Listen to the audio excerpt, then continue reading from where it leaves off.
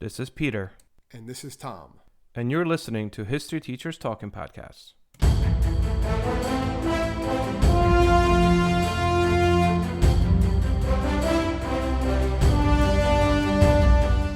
All right, this is Peter Zablocki and Thomas Reska, and welcome back to the show.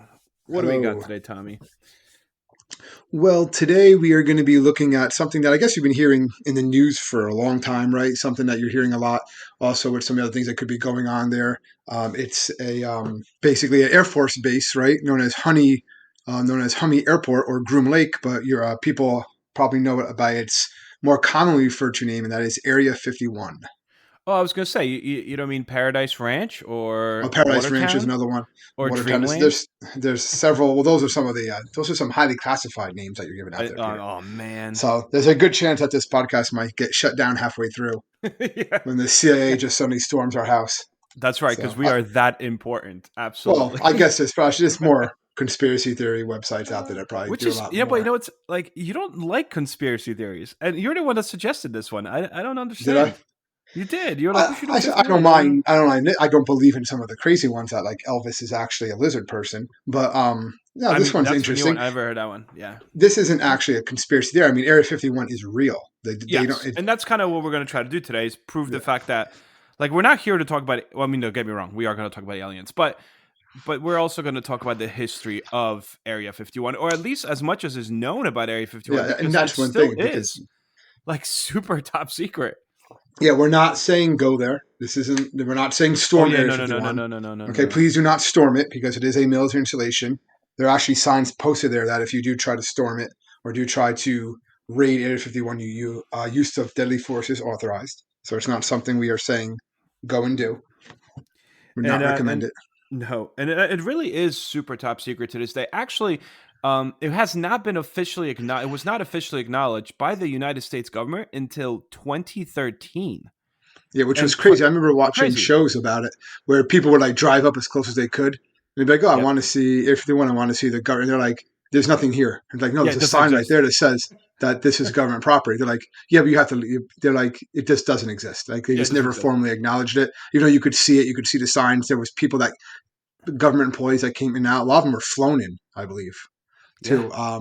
So that's what it is, and we'll get to that, I think. And I think, I mean, President Barack Obama is the first president ever to acknowledge the existence of this. That's been in pop culture since the 50s. Yeah. I mean, not aliens, just that Area 51 is real. Oh yeah, indeed, I should say that. It's basically like, I guess we'll get to it, but it's an Air Force base where they test and develop experimental aircraft, weapon systems, and things like that. And the U.S. acquired a site in 1955. And really, the main reason why they decided to get this site and were using it is when they were building the Lockheed U-2 aircraft. Is really why this site was really developed, which was the spy plane from like the U-2 incident, obviously, and everything like that. Yeah. Gary Power. That's a podcast right there. I was going to say you got that. That's a podcast right there. I think let's kind of touch upon that a little bit. So as you mentioned, this is the 1950s, height of the Cold War. CIA is searching for a designation somewhere in the United States that is so remote that it could actually conduct these experiments in their new aircraft, as you said, right? A spy aircraft, because we don't have satellites in space yet. We have to understand that this is a world where satellites don't exist. So it's not like we could go and take, satellite pictures or photos of the Soviet Union, but we really want to know the Soviet Union's capabilities. So as a result, the CIA, working together with the Air Force, designed, as you said, Tom, this U-2 spy plane, which is at the time considered well ahead of its time. And this particular plane was right. I mean, it flew like ridiculous amounts, like in the air. It was so high that it was unable to be spotted by any form of technology, at least we thought, technology from the ground that could shoot it down. And it also had like 700 pounds worth of cameras because the camera equipment. Yeah. There was no guns on this thing. It was just supposed to. No, it wasn't a bomber. It was basically going to fly really high, really fast, take pictures, which it does. Doesn't it take the pictures of that proves the missiles in Cuba, right? Crisis. Yeah, I mean, without the U-2, we don't know about the missiles in Cuba. Like, we can't prove it anyway. You want a crazy story about a U-2 plane? because of the high altitude in 1955 when they were flying these things, they said that the pilots would often, well, that's also where they came up with the suit idea. So that blood flow, because they said the blood would just pull down to their feet. Yeah, the G force was so So they intense. had to like create new suits, but they also started experimenting with medications to have better flow of blood for these pilots.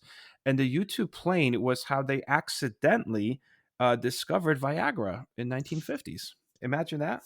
That's an interesting side note there. I Yeah, remember yeah. reading, A little I remember reading that. off tangent, off Yeah, I tangent. remember reading But that and I was like, okay, "What? Oh my god!" let's But anyway, reel it let's back get in a little back bit to here, Pete. Area There you 51. go. All right. I thought it was cool. I mean, not cool. You know what I mean. All right. So what essentially happens here, as you mentioned it, they find this area, and this area in the middle of Nevada is actually so large even today. They say it's almost the size of Connecticut. That's insane. The entire Area 51 together with all the other designated areas, and because essentially 51 comes from a map designation, right? Around the time 1950s, that particular area in Nevada was used for nuclear arms testing. Like that's where Test actually they like, sites, yeah. yeah, they basically blew up like nukes. But there was different areas on the map that were Area 12, Area 13, and that whole complex in Nevada is literally so remote and it's huge. Like I said, it's almost the size they said of Connecticut. But Area 51 is the one that's like super shrouded in mystery. It's about 120 miles northwest of Las Vegas. It is withdrawn from public use completely in 1958 per Public Land Order 1662. And I think that, we'll get into the whole conspiracy theory, but I think what makes this ultimately so questionable is the secrecy behind it. I mean, as you kind of briefly mentioned before, Tom, there was really no roads. It's like 15-mile perimeter around Area 51. There's no roads to Area 51. The actual No, workers get flown in. they get flown into it. You can go. There's different places where you can actually see Area 51. Like you can take pictures. There's a place called Tikaboo Peak, which is it's farther away. There's other roads that go around it Yeah. and near it where you can take pictures. But again, if you try to get too close, you are going to you will actually vans. These jeeps will drive up to you and ask you what you're doing there and tell you that you're trespassing. You have to leave. And they're U.S. government marked vehicles, but they will not say they're U.S. government. They'll simply Yes. say That's another thing that's weird, right? at least this was prior to 2013.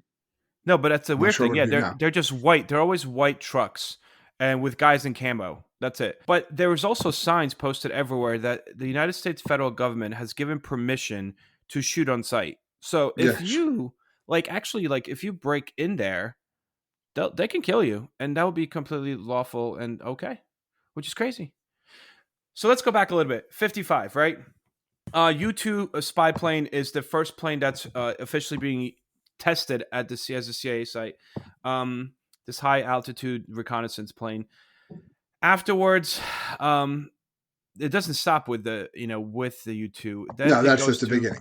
SR-71 Blackbird, and the The reason for that one Blackbird. is because the U-2 gets shot down by the Soviets, and they're like, "Hey, what are you guys doing?" So we have to create a plane that's faster, more stealth. Again, the SR-71 Blackbird. Think of the Afterwards, X-Men movies. The X-Men. yeah, It looks just like that's from what the it X-Men is. movies. Yeah. Yep. Another thing that why we was kind of considered top secret is because we used a lot of foreign technology in that particular place to evaluate it. So we actually Well, wound up that was a big thing stealing. too. Yeah. Yeah, we wound up stealing MiGs Some from the MiGs, and they were Soviets. flown there. And this gets into that UFO. They were testing all these prototype aircraft, SR-71, the MiGs and Yep. stuff like that, and they're flying all these things. And then people in these nearby areas are seeing them. They're taking pictures, and they say, "Oh, this looks like no aircraft known." Yes, because it was not a known aircraft at the time. Yeah, it So wasn't. yes, you're absolutely right. It is a unidentified flying object. It doesn't mean there's a guy in Mars that wants to, steal cattle. Did you read this? Because I read that Area 51, and particularly the CIA, actually played that idea up. They liked the Oh, they idea. liked that idea because the idea was they said that's great. Let them focus on that, and they're not going to worry about what else we have there. Oh, they Exactly. say it's UFOs. It's the same thing now. You're seeing a lot of this UFO stuff now, and we were talking about this a little bit before, Pete. All these oh, what's on all these UFOs, right? Well, these people, have their cell phones out now, they can record them. And it's most likely, government weapons. They're testing out new missile systems. They're testing out new lasers. I heard that, things like that, and these new aircrafts, right? The Space Force and stuff like that. You probably heard of the Half Blue. I'm sure that popped up, right? For years, that Yep. was considered like, let's not talk about it. Remember, these technologies were made in the 60s, the 70s. We don't find out about them until the 80s or 90s. So you can imagine what's being tested now that's we're not going to find out for another 10, 15 years when Yep. it's basically obsolete. Yeah, So yeah, they absolutely. played up the alien. If you want to think it's aliens, they like that idea because they made it better than saying, "Oh no, we have these secret aircraft that we're testing to go and be able to bomb the Russians one day." And that's what I said. So if someone actually saw like the F-117, which is a super, even to this day, that looks so awesome. This plane, it was designed in the 70s, for crying out loud. Yeah, So I the mean, way they it look is. at Yeah. it, if someone saw it and they're like, "What is that?" You're like, "Yeah, you're right. It's a UFO. Yeah, it's not our super It looks like a technology." diamond. It shouldn't be able to fly. Like Yeah. the F-117, which is like if you look it up, that's the what the Nighthawk is that what it is? I Yep. believe Yep. it's a The stealth black, it's fighter awesome. that was debuted in the Gulf War. That was a big thing, right? They use it in Yeah, the and they Gulf had it War. since 1978, and it was Yeah, debuted yeah. in It debuted in the 91, like Gulf War, 91. and this was like a stealth fighter and stuff that you can't stop it, but it should not be able to fly based on its design. It flies with all the onboard computers and stuff like that, and well, yeah, I mean that's something so separate, but Still cool. it's a UFO. It's awesome looking. It's like a cool looking plane, without a doubt. But it's stealth. It's I don't. It can do all these things. And so if you just see that flying over the desert, you can be like, well, that's a UFO. What is that? And it is a UFO. It says doesn't mean that there's aliens flying. I know conspiracy people be like, well, how did they get the technology to build that and stuff like that? They got it from the U.S. From the UFOs. Yeah, and we should mention that as well, that the reason why we know of the Area 51's ability, or rather their job in testing U-2 and the particular other planes we just mentioned, is because in 2013, the CIA actually released the official history of the U-2 project, and the origin, I guess, or the original years of Area 51. It was ordered to do so per the Freedom of Information Act. Information That Act. was, Yeah. yeah, it was submitted in 2005, and the National Archive, Security Archive, had to release it in 2013. They released it, and that's kind of how we have all these references to Area 51 and Groom Lake, which is dried up Salt Lake next to Yeah, it. but even the CIA started calling it Area 51. That's what they realized in the in those documents that the CIA Yep, was even calling it Area 51 later on. yep. But that's how we know that. Like, okay, so they test. Like, we for a fact know that this is and was a testing site for experimental airplanes, So I guess. aircraft, yeah, that's basically what it was. Yeah, And then there's an interesting thing with, did you see the thing about the environmental lawsuit? I saw there was environment. There was a lawsuit, a couple, but the big one was in '95. We had five Yep. unnamed civilian. They basically came in and sued, and you have other ones since then. Yeah, they said that basically that these workers, these contractors, were present when large quantities of some unknown chemicals were burned in open pits and trenches I'm sure. at Area 51.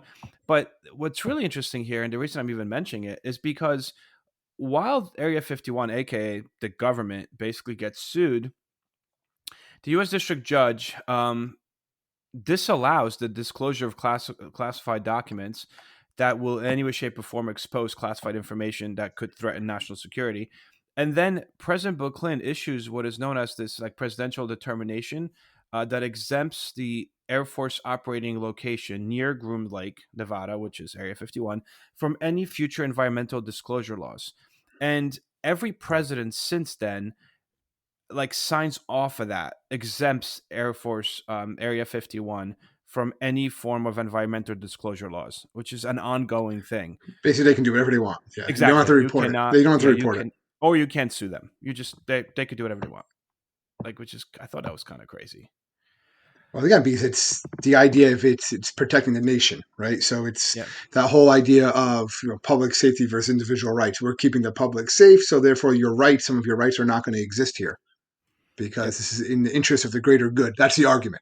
It can be debated. That's just the argument. Yep. So I think we need to, before we kind of get into talking about some of the potential alien aspects of it, I think we need to kind of backtrack a little bit to 1947 New Mexico, and that is the Roswell incident. Roswell incident You're like, no. I mean, I know you don't believe that stuff, but the Roswell incident in itself, I mean, that could be a podcast in itself. It Yeah, refers to 1947. There's a crash. What is New considered Mexico, now, right? yes, and then now they think this was a United States Army Air Force balloon. Well, Um, that's a tricky thing with the whole area with the Roswell Roswell, crash. Is at first Roswell is at first that's not the government's position, and yes, that's what really creates a lot of this conspiracy theory. Is that originally they say no, it was a unknown aircraft, right? a saucer That shaped saucer aircraft. saucer shaped Yeah, that crashed, and there's a lot of other. It says that there's a famous like picture, right? It says captures flying saucer on ranch in yeah, that was front Roswell page of the region, stuff Roswell like that. Daily Record. Yeah, then later on, yeah, and they even talk about that didn't that could have been bodies or whatever. People eyewitnesses said they saw bodies and stuff like that place, and Yeah, then so it this gets changes. interesting. The army later changes on saying it was a part of Weather a balloon. weather balloon from Project Mogul, right? That Yep. went up. That the bodies were actually test dummies being dropped from high altitude to test these different things. But they didn't So say that until 94. So this isn't, in 47 when basically something crash lands, right, in Roswell, New Mexico. something crashed without a doubt. Yeah, Absolutely. We know that. That's and the army undisputed, came right? in. The army took it. Yeah, Yeah, so this happened on some guy's ranch. He drives over there and he sees this thing and he's like, "What the heck is this?" So he contacts the sheriff.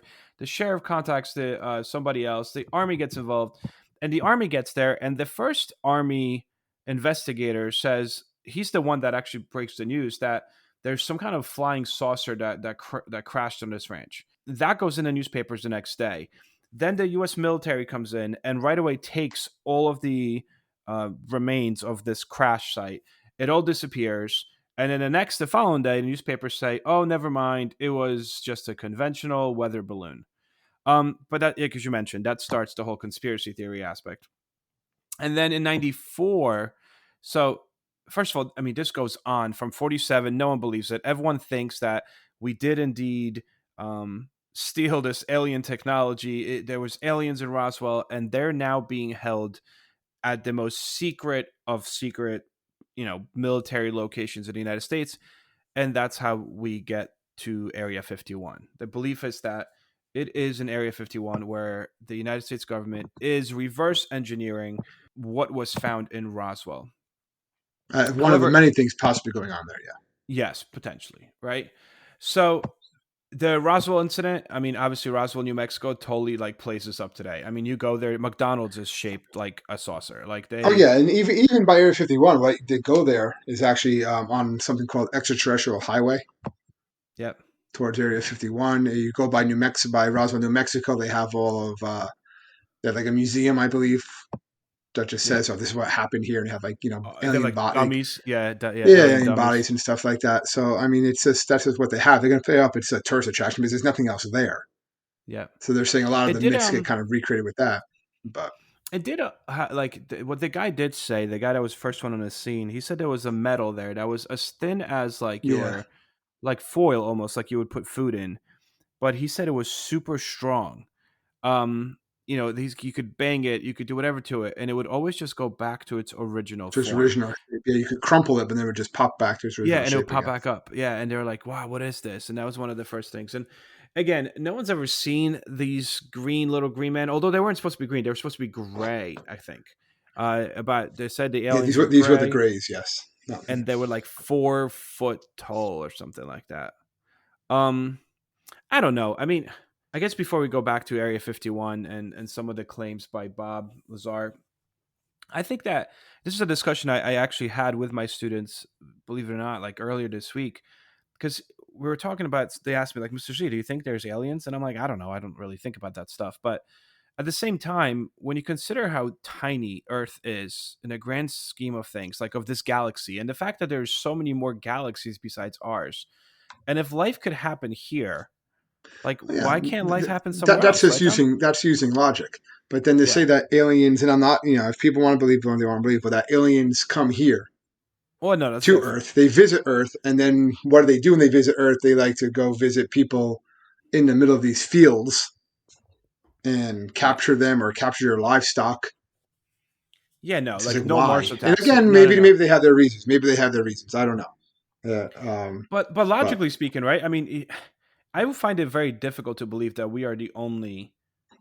And again, I didn't think about this until like this week when I was having a conversation with mhm. my students. So there's so many galaxies, and if we can do it, all right. I mean, but also what's interesting is every single sci-fi movie or book, they always assume that their technology is better than Green ours. orange. Yeah, we might be the ones with the best technology. Who knows? Exactly. But then that brings us back to this idea in Roswell because it's like, well, what's the basis of us having this belief that their technology is better? Maybe because we somehow know that it is, and that's when you get into these conspiracy theories. Oh, I know. Yeah, but we Oh, know full that's better. circle. Not bad. So, all right. So let's talk about Area 51.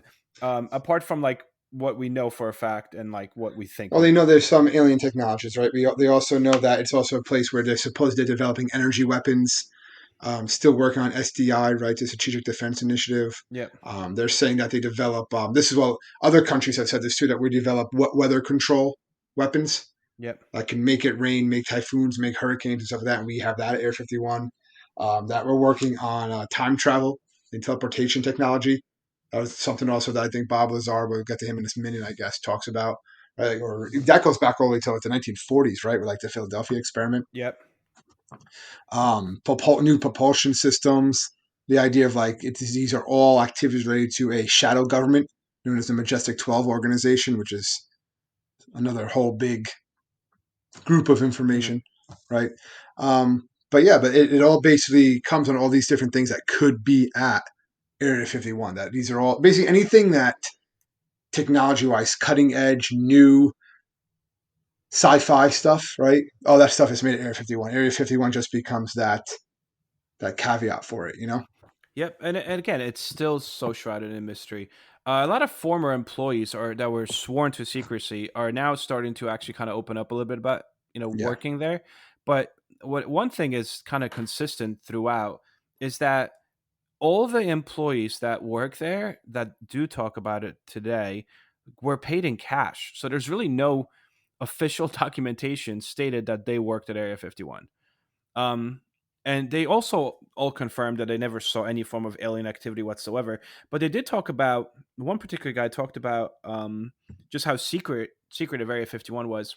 James Nose. He actually recalled handling various accidents that were exposed to the public eye. So one example was there was a crash of a secret aircraft that was witnessed by a police officer and like a vacationing family in Nevada. So the family took photos of this crash of this experimental aircraft, and this particular soldier confiscated the film for the camera and basically threatened the family and the deputy not to mention the crash to anyone. Like it's like, yeah, nope, you never saw this. This never happened. Again, it's Um, it's for authorized eyes only, yep. regardless if it's aliens or not. This is top secret, national security Yep. items, and they don't want anyone being aware of them. But some people have come out. He said, like, and I guess we can get into Bob Lazar now. Yeah, let's get into He Bob's Art. That's a basically good claimed segue. in 1989 that he worked at Area 51 in a part called S4 Section 4, and it was right by the lake. Yep. And he claimed he was basically contracted to work with alien spacecraft to try to reverse engineer alien spacecraft that the Yeah, U.S. government he's a had in its physicist. possession. And he came on like TV and radio and just started Well, talking about initially it. though, like initially when he came on their TV, you guys could watch this on YouTube. They kind of put they cover his face. He's like in the Yeah. darkness, and they alter his voice a little bit, and because this he feels like he might be threatened if he actually exposes this. But this is a story that kind of breaks in that yes, I worked in Area 51, and yes, I worked in alien technology. I was trying to reverse engineer, and he goes into this whole thing, and the TV channel that's actually doing this, the interview with him, I mean, they believe him. They flat out. It was a KLAS, and it was a reporter by the name of George Knapp. He's the one that interviews Bob Lazar, and this kind of generates a lot of public interest in the base again. Like '89, people are like, "Whoa, wait, aliens, Roswell, what's going on in Area 51?" Um, and that also is what prompts the U.S. Air Force in '94, within 5 years, to kind of come out and say, "All right, the wreckage recovered in Roswell. Yes, it was a cover up in 1947. It was not necessarily just a regular weather balloon." However, it was part of, like you said earlier, this top secret classified project called Project Mogul, and it was a balloon, but it had sensors and radar reflectors on it, and it was a cover up, but not what you think. Like Not that an makes alien cover up. Not Yeah, an like not that alien it makes cover up. anything Yeah. better. Like, yeah, we lied to you, but like And to be fair, Lazar has been a lot of skeptics don't believe him. Um, he was actually convicted of some crimes. yeah. Also in the 90s and 2006, he owns a company now that basically sells chemicals and nuclear materials, um, but legal ones. I'm not Oh, saying he's nice. doing legal work with that, but I didn't yeah, know but you could do that. yeah, it was various materials and chemicals and stuff like that. He owns and operates the United Nuclear Scientific Equipment and Supply Store. Yeah. I mean, I know he was arrested for something that deals with like a prostitution ring or something like Yeah, that. but then he was it was I didn't want to mention it on the podcast, but okay, Pete, go for it. I mean, He sorry. to be fair, it did get reduced to pandering instead, to which he Yes. pleaded guilty for. So, but All right. if the government really wanted to get rid of him, they would have got rid of him. Yeah. But yeah, but when he comes out, he talks about a whole bunch of these things, and he says that basically aliens were involved in Earth activities for the past 10,000 years. So the people who really like that sort of thing, to him, he's a hero. Then the skeptics, and there are people who are just like, he probably worked there. He probably knows something. Whether it Well, but was this is the he crazy says he story never though. saw aliens. It was more of Yes. he saw documents that talked about him, and he saw like the aircraft. Interesting that he did talk about is that it ran off of a antimatter powered by something called element 115, Yes, I do remember and that that. actually is a real element that wasn't synthesized until 2003. Oh. Moscovinium. Moscovinium. It's a synthetic element, atomic number 115. But he talks about this, In in 89. the 80s, and now it doesn't actually exist until 2003. So they're kind of like, oh, I don't know if that gives proof or what, but it's an interesting little Well, tidbit there. at the same time, because apparently his whole story is that the government has tried to and successfully actually erased his past. Like the government has erased his past so that is to make him less credible.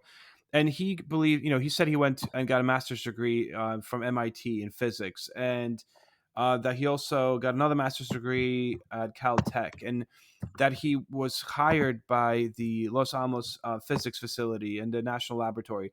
And basically, there's no evidence of him doing any of that, which is why people are like, "Yeah, dude, you didn't do it." There's like, you don't exist. But he claims that the government actually went back and erased his existence. Period. So like, because there really is we don't know much about. Actually, we don't know anything about him, proven wise, except what he's saying and how he was scouted to really work in Area 51 and how he was hired for it. And his big thing is that the government basically erased his existence. Like he doesn't exist.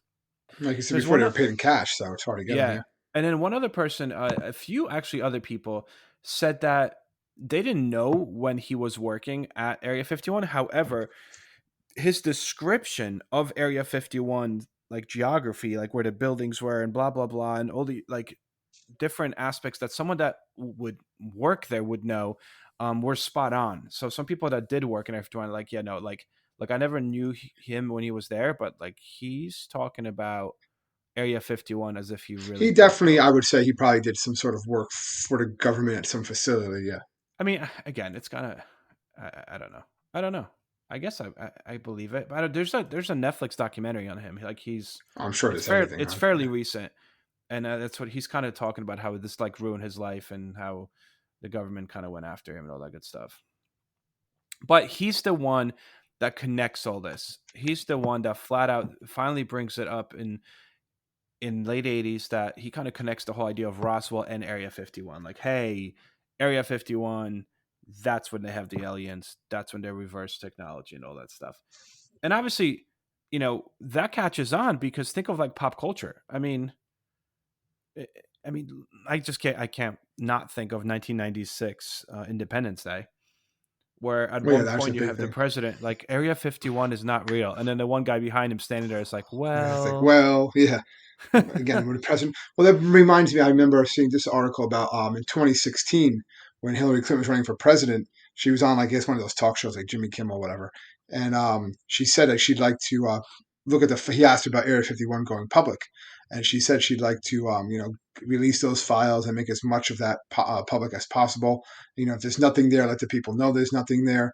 And then she actually talked about that her husband, when he was president, Bill Clinton, looked for information of government knowledge of extraterrestrials and Area 51, and he came up with nothing. He couldn't find anything. Again, she could just be saying that. She did in that same interview. She did say though that, however, if there was anything that would be detrimental classified to national security, she would release it. She would not release it.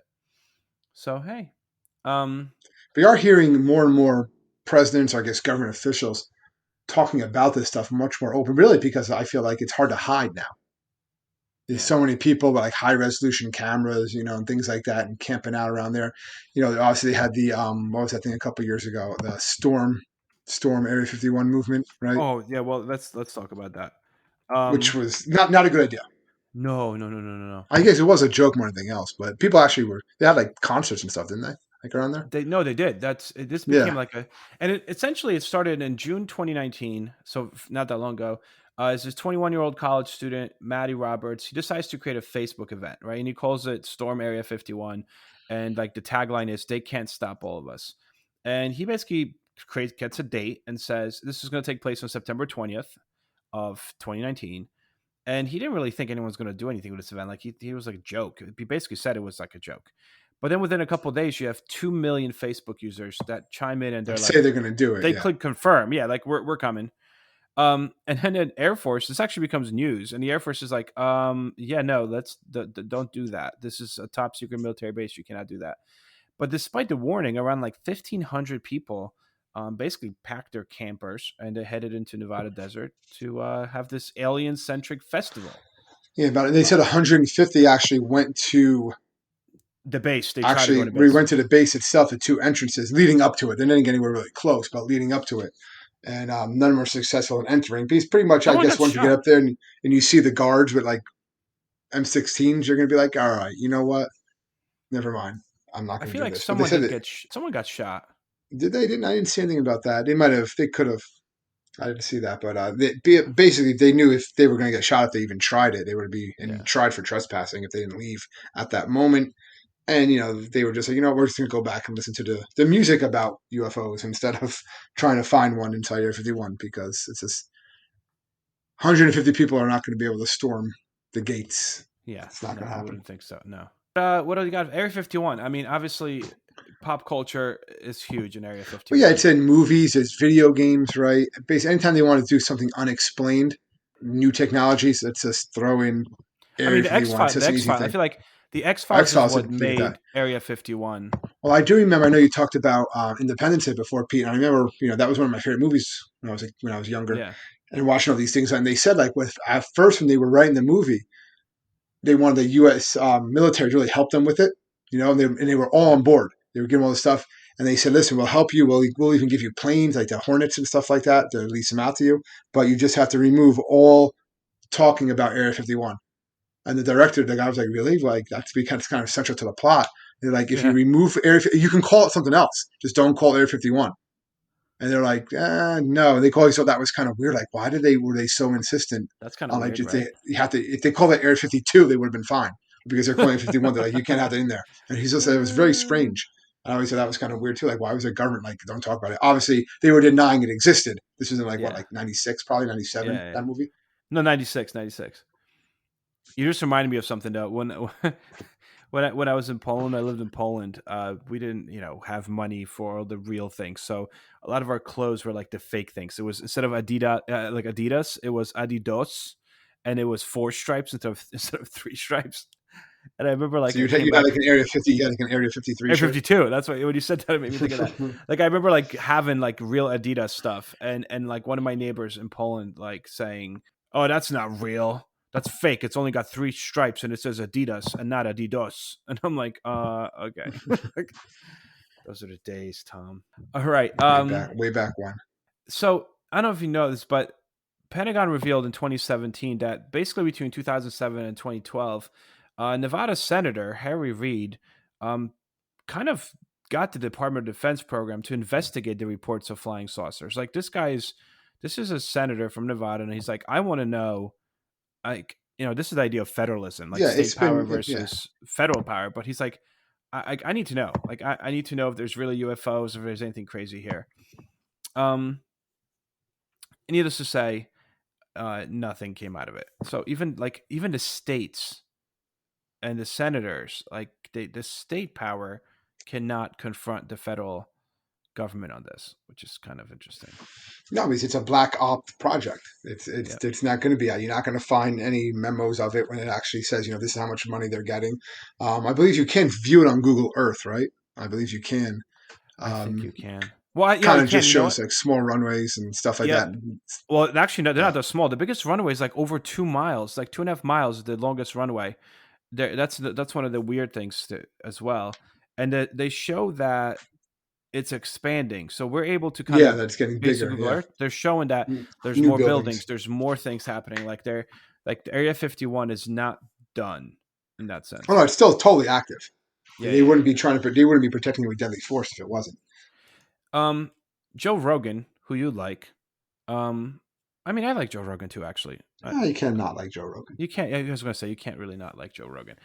Great podcast. So he actually had in 2018 or 19, he had Bob Lazar on his podcast, and that's kind of like what restarted. I think it was 2019. All the Roswell. Yeah, they're like, rebirth. Wait, what? Yeah. Of Area 51, but I mean, I don't really have anything else per se. Do you have anything? I think we kind of covered. No, I mean, it's an interesting topic. Like I said, I think hopefully we narrowed it down to this. It does exist. The government did come out and say finally it did exist, because for the longest time they didn't. It's basically we know it's used for experimental aircraft, experimental weaponry. Are there little green men there? Until someone comes out and actually says, look, here's a little green guy that I got from there. Who knows? Yeah. There's no way to prove it or disprove it if you're going to believe what you want either way until there's some sort of definite proof. But I think it's an interesting story, even without all that.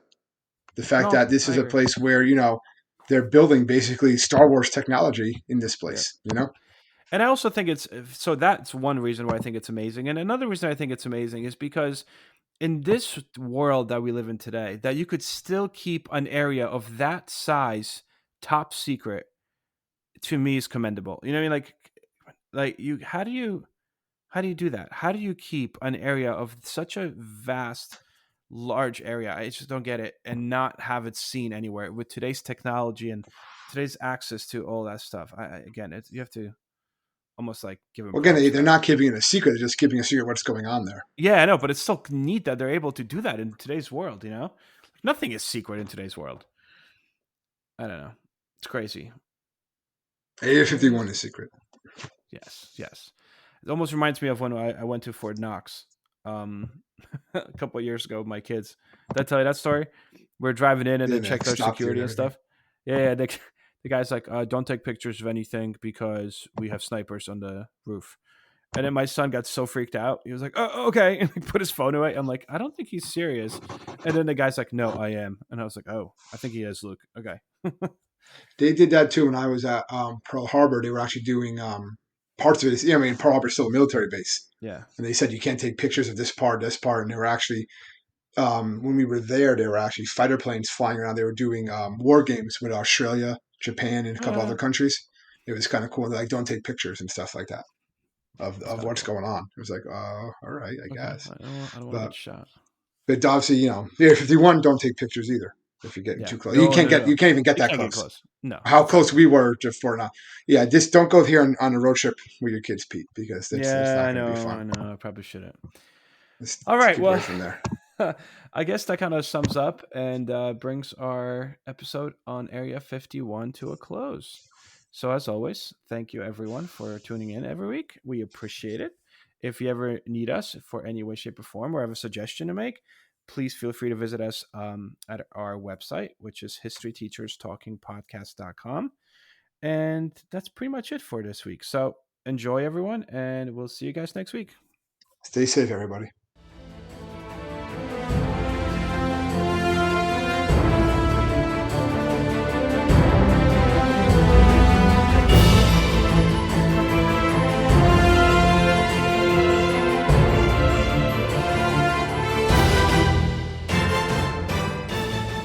I hope everyone enjoyed our podcast, and if you would like to email us, you can do so at historyteacherspodcast@gmail.com.